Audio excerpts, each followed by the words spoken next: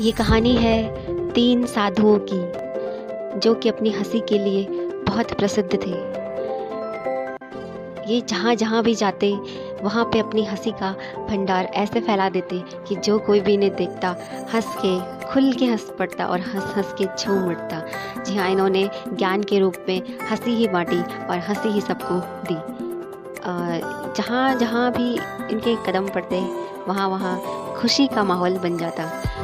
लेकिन होता यह है कि एक बार इन तीनों में से एक साधु की मृत्यु हो जाती है, तो सारा गांव स्तब्ध रह गया था यह सुन के। और वो बड़े बेचैन भी थे कि क्योंकि उन्होंने इन साधु को कभी रोते हुए नहीं देखा था, तो ये देखना चाहते थे उनको रोते हुए।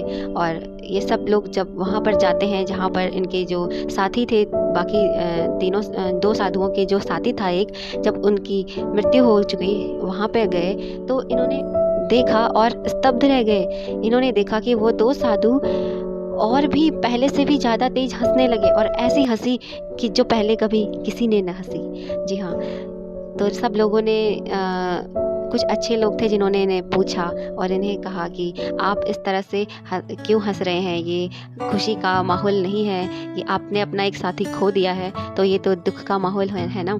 तो वो दोनों साधु कहते हैं कि नहीं, ये इस साधु की आखिरी इच्छा भी थी और इसने हमें हरा दिया और ये जीत गया, इसलिए हम हंस रहे थे। क्योंकि पिछली रात हम तीनों में शर्त लगी थी कि कौन पहले इस दुनिया से जाएगा, तो इसमें यह जीत गया और हम इसकी जीत पर और अपनी हार पर हंस रहे हैं। और जैसे कि जब कोई इंसान की मृत्यु हो जाती है तो उसका जो वहाँ पे रिवाज होता था कि उसको स्नान कराया जाता था, उसके कपड़े बदले जाते थे, फिर उसका अंतिम संस्कार किया जाता था।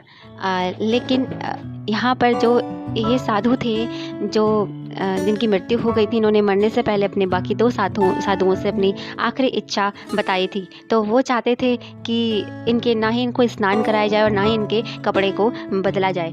ये जैसे जिस अवस्था में हैं उसी अवस्था में इनका अंतिम संस्कार किया जाए। क्योंकि इनका कहना था कि इनके जीवन में इतनी हंसी आई कि इनको पाप के लिए या कुछ अशुद्धि के लिए अपने पास जीवन में कोई जगह ही नहीं बची। इसीलिए ये पवित्र थे और इस बात पर सहमत होकर सारे गांव वालों ने इनके इच्छानुसार अंतिम संस्कार किया। तो जब इनका अंतिम संस्कार करने जा रहे थे तो इनकी जो चिता थी उसको आग लगाई गई। और यहाँ पर भी एक बहुत ही मतलब कह सकते हैं कि अनएक्सपेक्टेड चीज़ हुई। दरअसल हुआ ये था कि साधु ने अपने कपड़ों में कुछ पटाखे बांध दिए थे। तो जैसे ही उन पे आग लगी और वो जले तो आसमान में बहुत ही तेज आतिशबाजी होती है और एकदम रंग बिरंगे जो हैं वो पटाखे जल उठते हैं।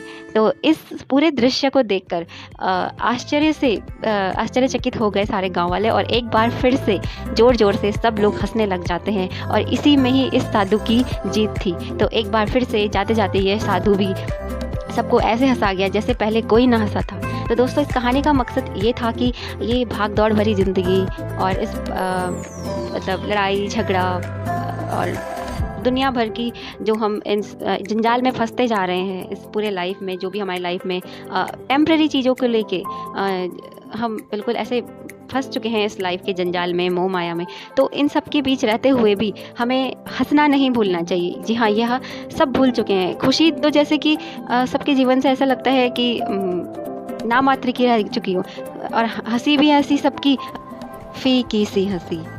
तो दोस्तों, ऐसा अब हम उम्मीद करते हैं नहीं होगा।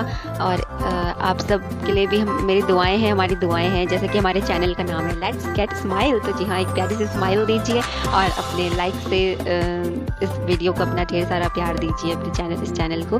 तो इसी के साथ ही दोस्तों, अगर आपको हमारा प्रोग्राम पसंद आता है तो हमारे वीडियो लाइक कीजिए और हमारे चैनल को सब्सक्राइब कीजिए, और हाँ, बेल आइकन प्रेस करना ना भूलिए हमारे लेटेस्ट अपडेट की नोटिफिकेशन सबसे पहले आप तक पाने के लिए।